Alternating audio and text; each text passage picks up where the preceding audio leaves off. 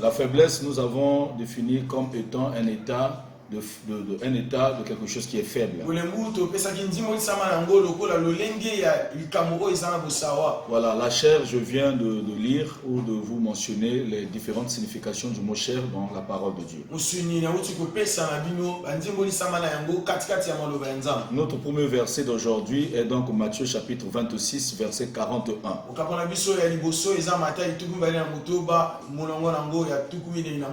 Avant cela, nous allons chanter pour la gloire du Seigneur. Et après, nous allons lire la parole de Dieu. Chantons pour la gloire de Seigneur. Merci. Que le Seigneur soit béni. Nous bénissons son nom. Lui qui mérite l'adoration et la louange. Alors, mes chers frères et sœurs, nous allons donc toucher le vif de notre sujet. Nous parlons de la faiblesse de la chair. Pour ceux qui viennent de nous rejoindre à peine.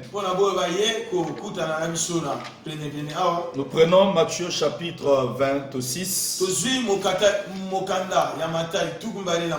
le verset 41. Matthieu 26, verset 41. La parole de Dieu nous dit ceci. Les principaux sacrificateurs avec les scribes et les anciens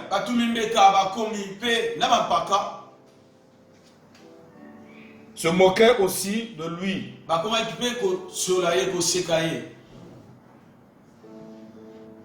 Excusez-moi. Je crois que Matthieu 26, je suis en train de lire un autre chapitre. Oh là là. Toutes mes excuses. Voilà, le verset 41. Voilà, j'ai bien compris que je lisais autre chose. Matthieu 26, verset 41. Veillez et priez afin que vous ne tombiez pas dans la tentation. Car l'esprit est bien disposé, mais la chair est faible. Le Seigneur dit l'esprit est bien disposé, et la chair est faible. Alors donc nous parlons de la faiblesse de la chair.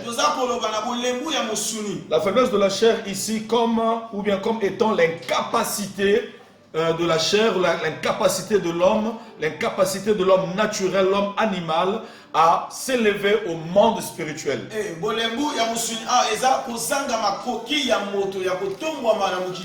Alors donc nous voyons l'incapacité de la chair. Comment la chair est limitée. Comment la chair ne peut pas accéder aux choses spirituelles. Comment la chair ne peut pas comprendre les choses de Dieu. Comment la chair ou l'homme naturel ne peut pas satisfaire les exigences de Dieu. Prenons Romains chapitre 8, les versets 7 et 8. Romains chapitre 8, les versets 7 et 8. Car l'affection de la chair est inimitié contre Dieu. Parce qu'elle ne se soumet pas à la loi de Dieu. Et qu'elle ne le peut même pas. Voilà, donc la chair, ou ceux qui vivent selon la chair, ceux qui veulent tout comprendre par la raison, ne peuvent pas plaire à Dieu. Et vivre dans cette vie, dans ce mode de vie, c'est être ennemi de Dieu. La parole de Dieu dit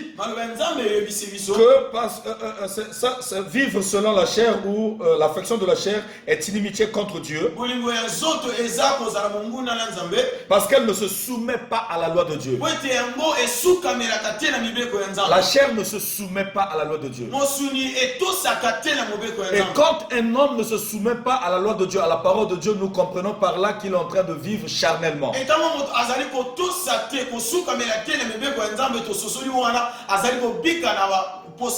Voilà. Et qu'elle ne le peut même pas. Donc la chair ne peut pas se soumettre à la parole, obéir à Dieu. Impossible. Parce que les désirs de la chair et ceux de l'esprit sont différents les uns les autres. Ça se diffère. Verset 8. Or, ceux qui vivent selon la chair ne sauraient plaire à Dieu. Donc, on dit déjà ici, la chair ne peut pas obéir à Dieu. Et ceux qui vont vivre selon ses désirs ne sauraient plaire à Dieu. Donc, nous voyons là la première incapacité de la chair d'obéir à Dieu. Prenons un autre verset. 1 Corinthiens chapitre 2. Le verset 14. 1 Corinthiens chapitre 2, le verset 14. Mais l'homme animal ne reçoit pas les choses de l'Esprit de Dieu,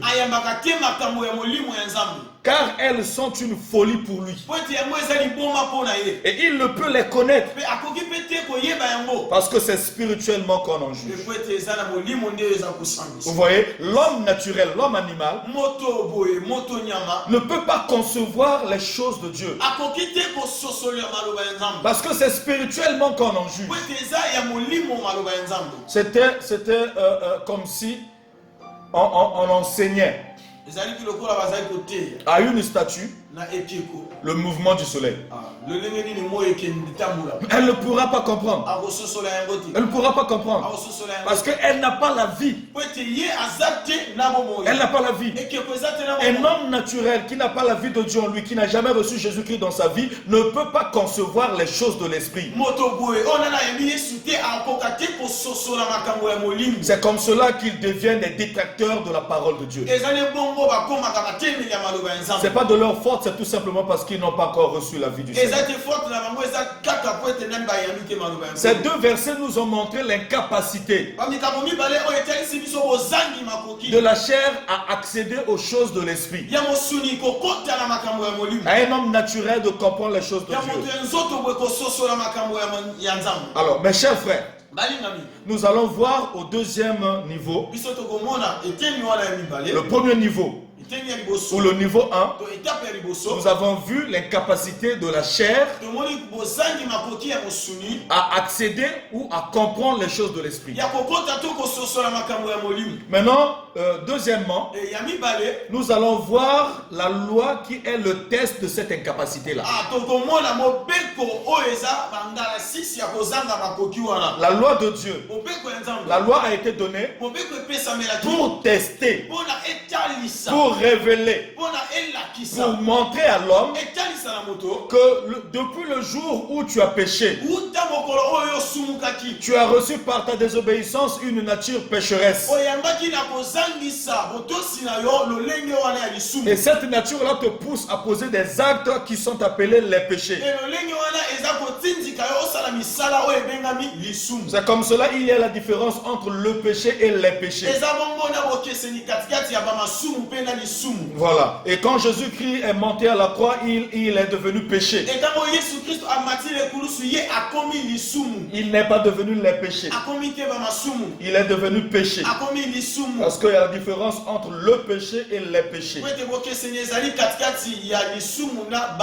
Et il y a également la différence entre la nature pécheresse et les actes que nous commettons qui sont les péchés.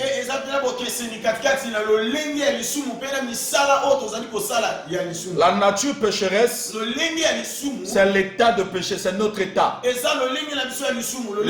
Les péchés sont le fruit de cet état-là de péché. Voilà.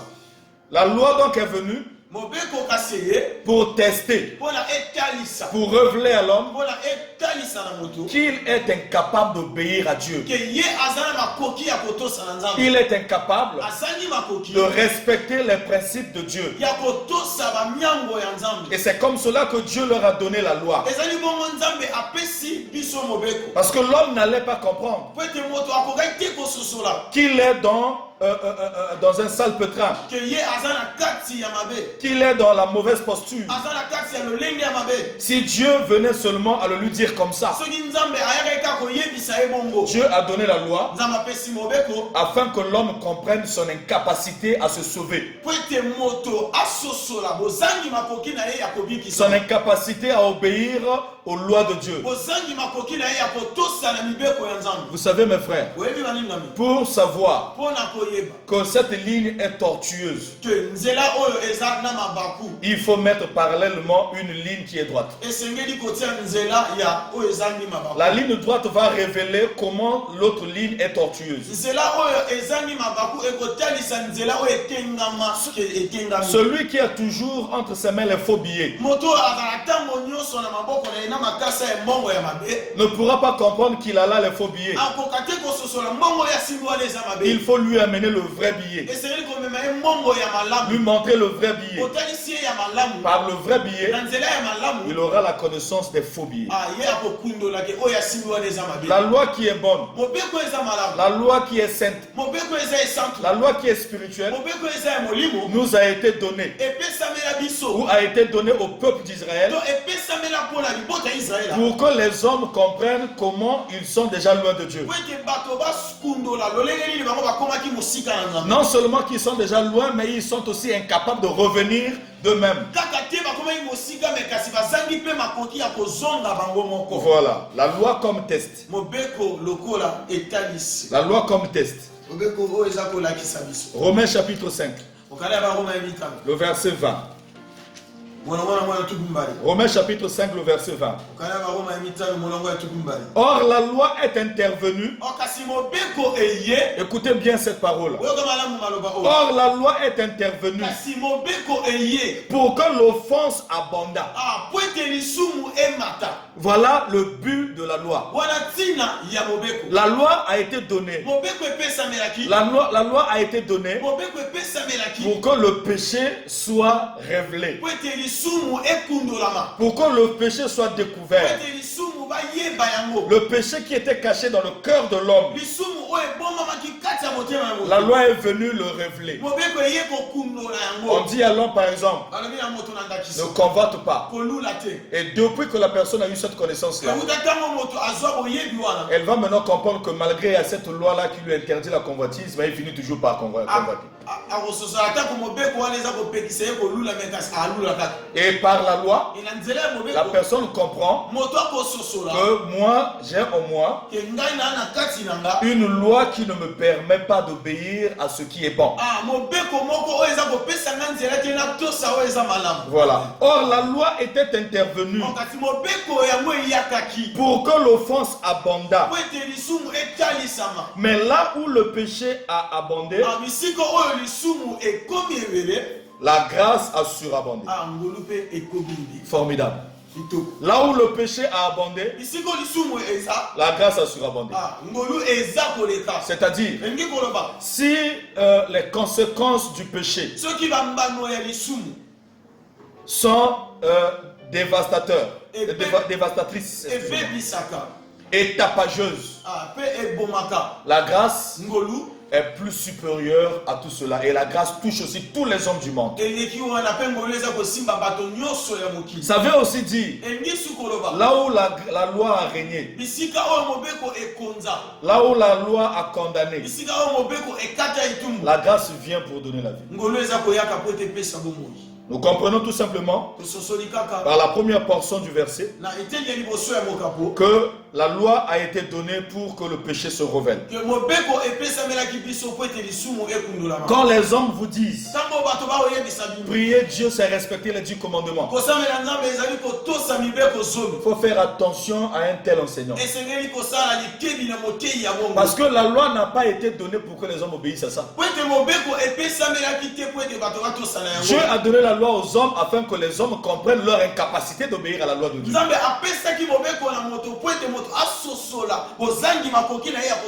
Et aucun juif n'a obéi à la loi. Aucun. Aucun homme ne peut obéir à la loi.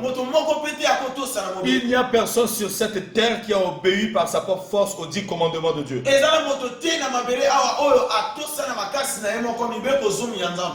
Aucune personne. Lisons encore Romains 7.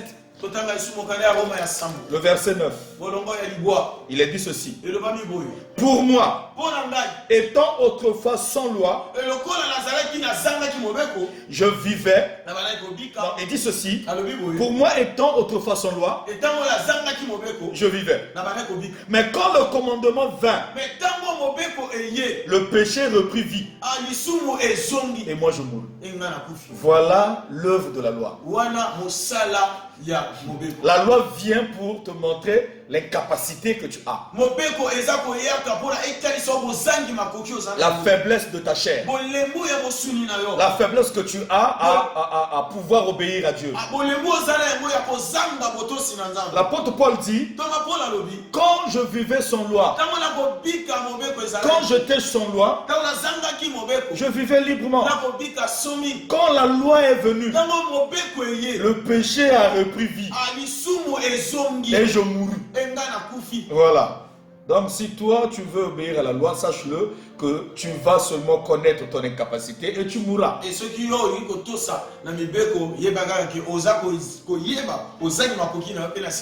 Nous venons là de voir la loi comme le test de l'incapacité de l'homme à obéir à Dieu.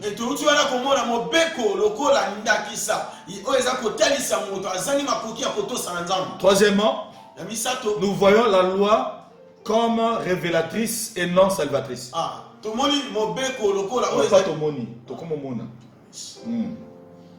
Nous voyons maintenant la loi comme révélatrice et non salvatrice.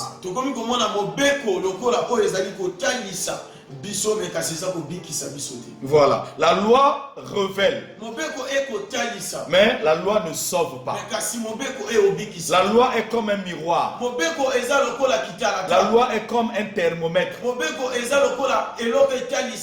Le thermomètre révèle le degré de ta température. Le thermomètre te révèle que tu es malade, tu es fiévreux. Mais le thermomètre ne peut pas te guérir. Il ne peut pas te soigner.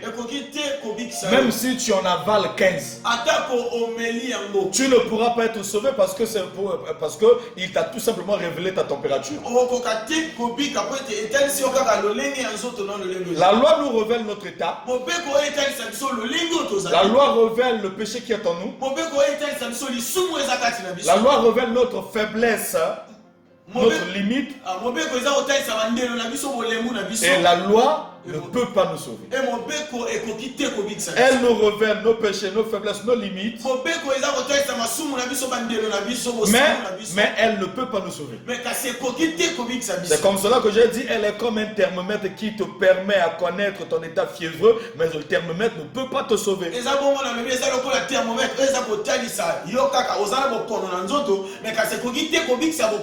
Si le thermomètre révèle ton état fiévreux, tu auras besoin d'abandonner le thermomètre pour aller chercher maintenant d'autres médicaments.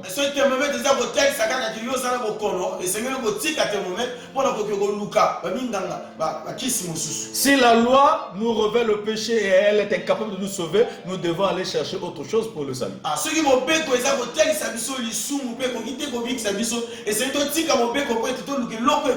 Et cette autre chose là, c'est la grâce qui est venue par Jésus. Nous continuons mes frères. Prenons Romains 7, le verset 12, 13 et 14.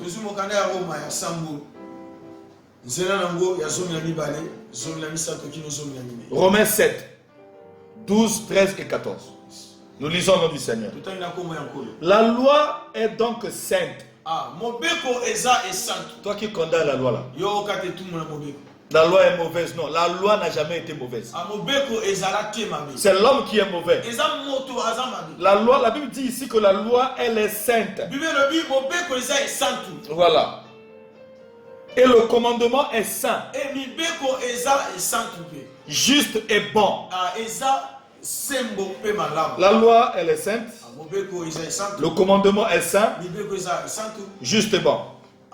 Ce qui est bon a-t-il donc été pour moi une occasion de mort? Loin de là. Mais c'est le péché. Afin qu'il se manifestât comme péché en me donnant la mort. Par ce qui est bon. Et que par le commandement, il devint condamnable au plus haut point.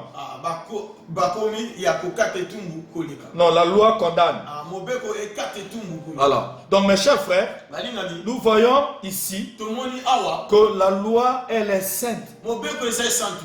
Vous voyez, le commandement est saint, juste et bon. Maintenant, l'apôtre Paul dit que ce qui est bon devient-il quelque chose qui m'amène à la mort?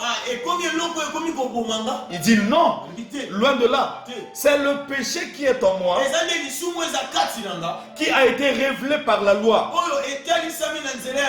Donc la loi est venue révéler le péché qui se cachait.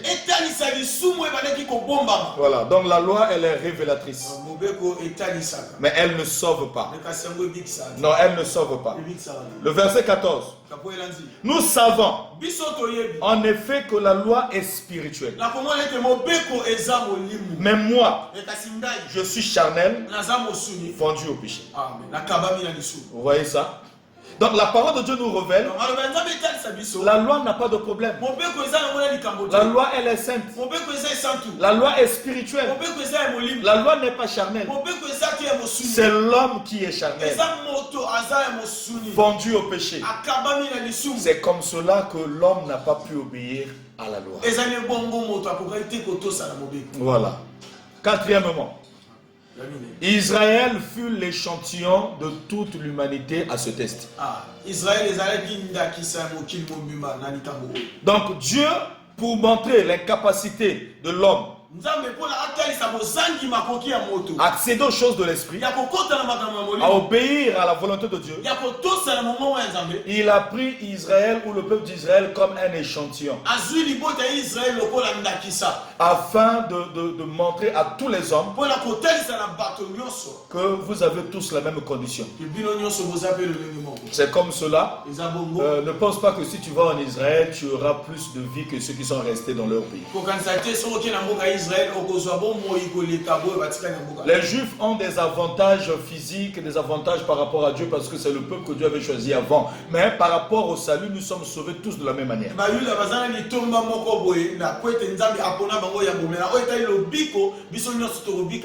Donc si tu vas en Israël se faire encore baptiser là-bas dans le Jourdain, mon frère, tu n'as rien compris de l'évangile. Hein? Franchement, tu n'as rien compris. Hein? Alors, donc nous voyons ici l'Israël de Dieu, plutôt Israël, comme un échantillon de toute l'humanité à ce test-là. Romains chapitre 3. Voyons comment Israël fut un échantillon de Dieu. Un échantillon que Dieu a pris pour toute l'humanité. Romains chapitre 3, le verset 19. Romains 3, 19. Or, nous savons que tout ce que dit la loi, elle le dit à ceux qui sont sous la loi.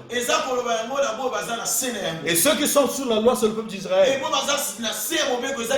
Ou ceux qui étaient sous la loi, c'était donc ce peuple-là. Ici, la parole de Dieu dit que ce que la loi dit, elle le dit à ceux qui sont sous elle. Afin que toute bouche soit fermée. Et que tout le monde soit reconnu comme coupable devant Dieu. On prend un peuple, on le met sous la loi, et par ce peuple-là, on ferme la bouche de tous les hommes, et tout le monde est coupable. Comment ça? Comment ça? C'est parce que Dieu a pris Israël comme un échantillon des hommes. Quand quelqu'un va à l'hôpital. On veut découvrir s'il a de l'infection dans son sang. Le médecin ne prendra pas tout son sang. Il va prendre juste un échantillon de tout son sang. Il examinera ce sang-là. Cet échantillon-là. Cette petite quantité de sang qu'il a récupéré. Et quand il verra que l'échantillon du sang est infecté, il déclarera tout le sang infecté. Et on dira à l'homme que tu as de l'infection dans ton sang. Dieu a pris Israël comme échantillon de tous les hommes du monde. Il les a testés par rapport à la loi. Ils ont échoué. Et Dieu a dit, toute l'humanité a échoué. Parce que Israël c'est un échantillon. C'est ce que dit ce verset. Écoutez bien ça. Romains 3. Le verset 19. Or, nous savons que tout ce que dit la loi, elle le dit à ceux qui sont sous la loi, afin que toute bouche soit fermée et que tout le monde soit reconnu coupable devant Dieu. Kitoko. La parole de Dieu elle est merveilleuse. Israël comme échantillon à ce test. Comme échantillon. Comme échantillon. Je prends un autre verset. Psaume 107, verset 42. Psaume 107, verset 42. Psaume 107, le verset 42. Psaume chapitre 107, le verset 42. La parole de Dieu dit ceci. Les hommes droits le voient et se réjouissent. Mais toute iniquité ferme la bouche. C'est comme cela le Seigneur a dit aux scribes et aux pharisiens qui sont venus condamner la femme là. Il a dit, si parmi vous il y a quelqu'un qui n'a pas péché, qu'il jette la pierre le premier quoi sur la dame. Ils sont tous partis. Parce que l'iniquité ferme la bouche. Avant, ils étaient en train de parler. Quand vous remarquez quelqu'un a péché et qu'il n'arrive pas à fermer sa bouche, il parle quand même. Et c'est un homme mort.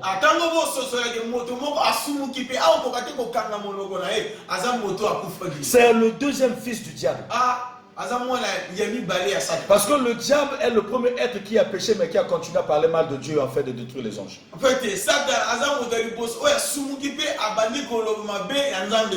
Un enfant de Dieu qui a la sémence de Dieu, quand il pêche, il est mal, il est paralysé, il reconnaît ses fautes, il n'arrive même pas à parler. Même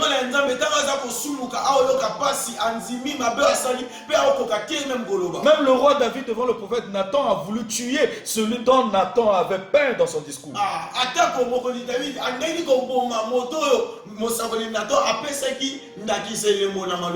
Nathan lui a dit, il y a un homme qui a reçu les étrangers, il a beaucoup de brebis. Au lieu de prendre une et tuer pour ces étrangers,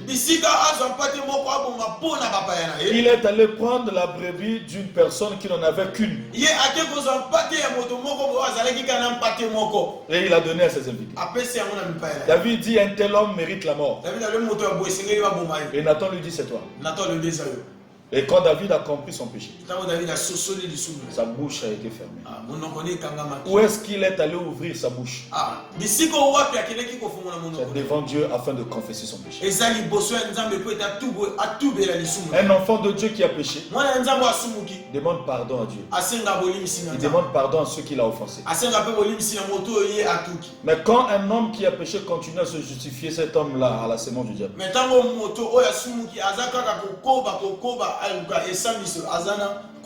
Et on a peur de lui. Un dangereux. Dangereux. L'iniquité ferme la bouche. La loi a été donnée afin que l'homme découvre son iniquité et que sa bouche soit fermée.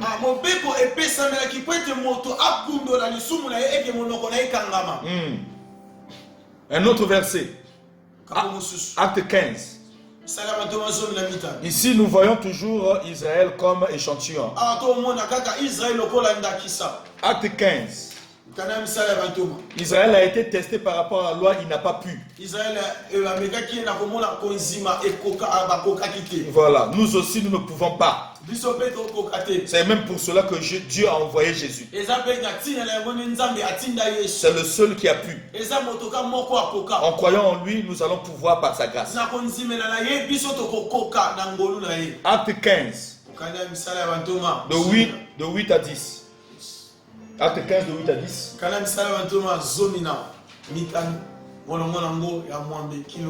Ok. Et Dieu qui connaît les cœurs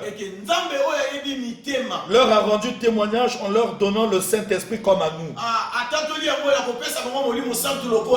Ici, c'est l'apôtre Pierre qui parle. Il n'a fait aucune différence entre nous et eux. Ayant purifié leur cœur par la foi. Maintenant donc, pourquoi tentez-vous Dieu en mettant sur le cou des disciples un joug que ni nos pères ni nous n'avons pu porter? Voilà, c'est quel joug ici? C'est lorsque les apôtres voulaient exiger aux disciples d'origine païenne les œuvres de la loi, la pratique de la loi. Et Pierre fait ici une révélation troublante en disant ce que vous voulez exiger aux disciples, que ce soit nos pères, que ce soit nous-mêmes ici, aucun n'a pu remuer ces lois-là de son doigt. Aucun n'a obéi à ça. Aucun. C'est comme ça dans Jean 8, Jésus a dit à ces gens-là, si vous n'avez pas de péché, jetez la pierre sur la dame.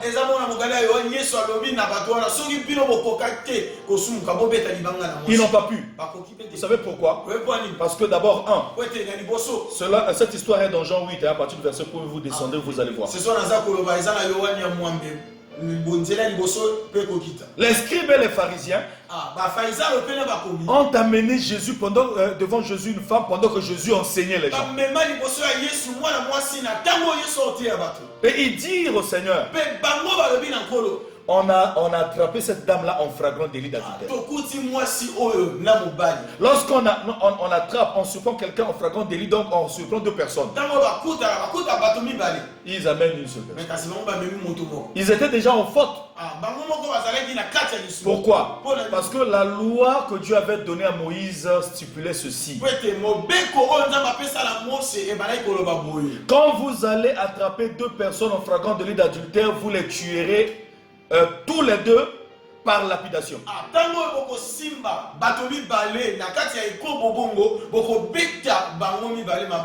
Maintenant vous les avez attrapés. Vous avez laissé un. Vous avez amené une femme. C'est pas normal. C'est pas normal.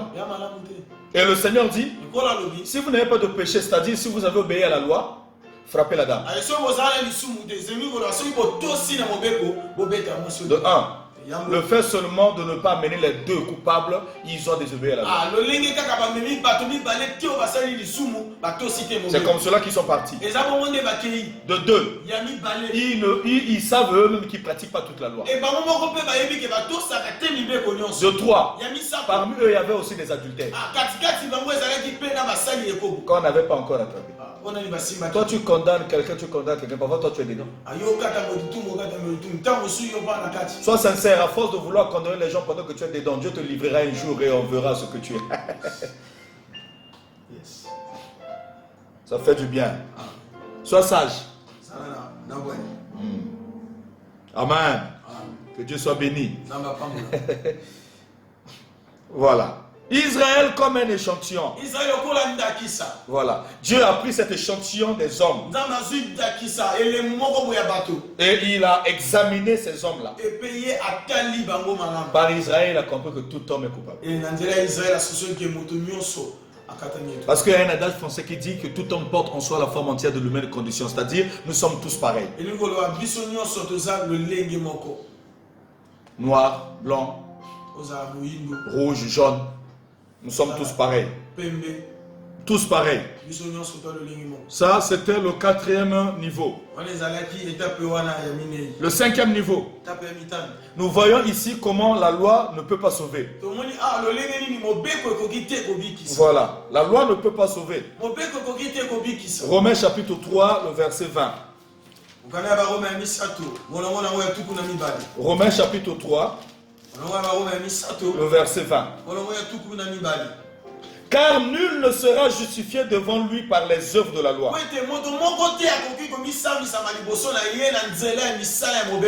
Justifié, c'est-à-dire qu'il soit déclaré juste, qu'il soit sauvé, qu'il soit voilà, aimé de Dieu parce qu'il pratique la loi.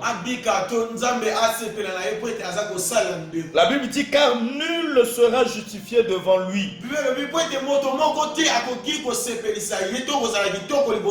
par les œuvres de la loi. Puisque c'est par la loi que vient la connaissance du péché. Déjà la Bible dit nul ne sera justifié devant lui par les œuvres de la loi. Voilà, donc ça ne sert même pas de lutter là-bas. Je dois pratiquer ceci, je dois faire ceci. Non, viens à Christ. C'est comme cela que Jésus a dit. Vous tous qui êtes fatigués et chargés, venez, je vous donnerai du repos.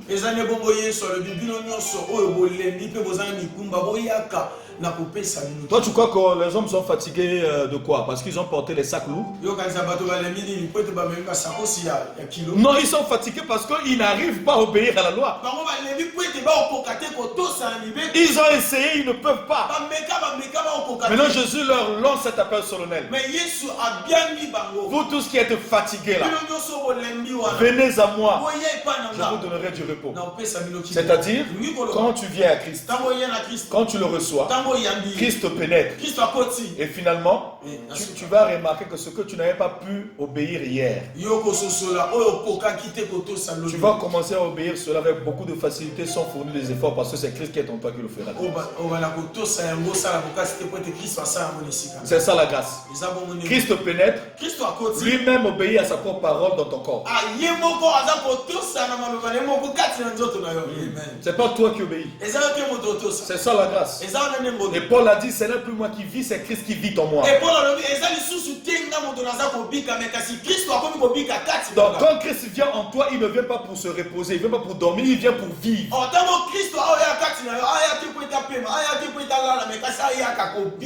On te verra toi, mais Christ manifestera par toi sa vie.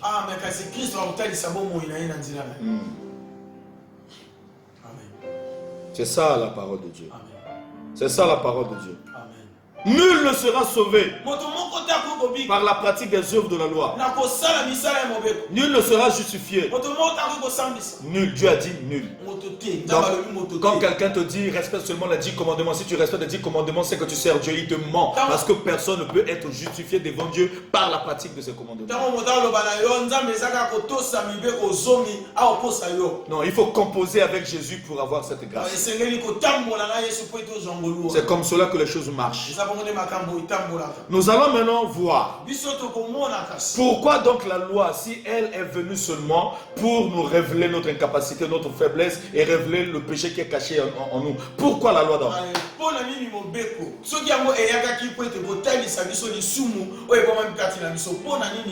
Voilà, elle est venue pourquoi? Elle a été donnée pourquoi? Pour ceux qui écrivent, vous allez écrire pourquoi donc la loi?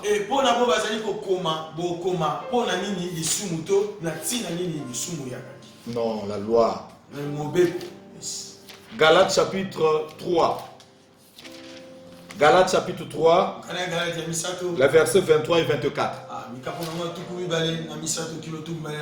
Galates 3, 23 et 24. Nous lisons au nom du Seigneur. Avant que la foi vînt, nous étions enfermés sous la garde de la loi. Condamnés, enfermés, incapables d'obéir, incapables de s'en sortir. Nous étions enfermés sous la garde de la loi. La loi nous gérait, la loi nous condamnait, la loi nous révélait des choses. En vue de la foi qui devait être révélée. Donc la loi est venue, la loi a été donnée pour que l'homme découvre son incapacité, qu'il découvre la faiblesse de sa chair, afin qu'il sente le besoin d'avoir un sauveur. Voilà le but de la loi. Le but de la loi. Voilà, la loi a été donnée afin que l'homme découvre son incapacité, sa faiblesse, son péché. Voilà, afin de chercher un sauveur. Verset 24. Ainsi la loi a été comme un pédagogue pour nous conduire à Christ,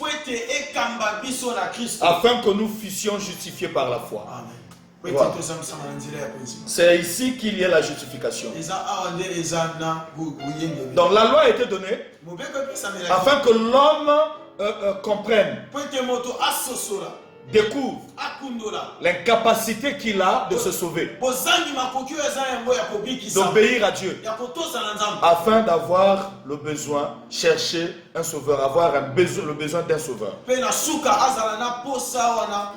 Et on dit la loi a été comme un pédagogue pour nous conduire à Christ, c'est-à-dire la loi nous a montré nos limites et la loi aussi nous pousse à chercher un sauveur. C'est comme cela Paul a crié, qui me délivrera de ce corps de péché.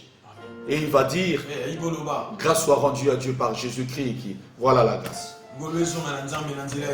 Voilà la grâce. Pourquoi donc la loi? Oui, la loi a été donnée pour que l'homme comprenne son incapacité, sa faiblesse, ses limites, afin de chercher un sauveur qui n'est autre que Jésus-Christ de Nazareth.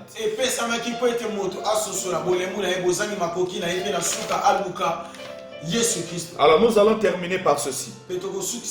On a parlé ici de la loi et on a aussi touché un peu la grâce quand nous sommes en train de parler ici.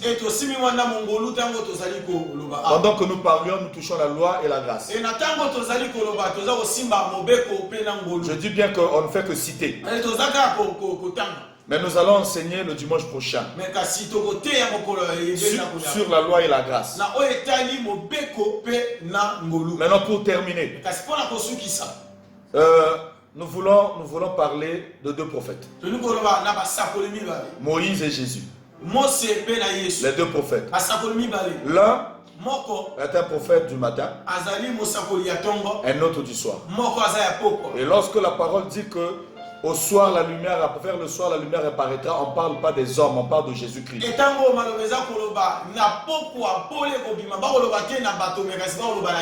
Jésus-Christ est venu le soir. Les autres hommes sont venus dans la nuit. C'est clair, mon frère. Quand Jésus-Christ est venu, il était la lumière. Moïse est venu le matin. Jésus est venu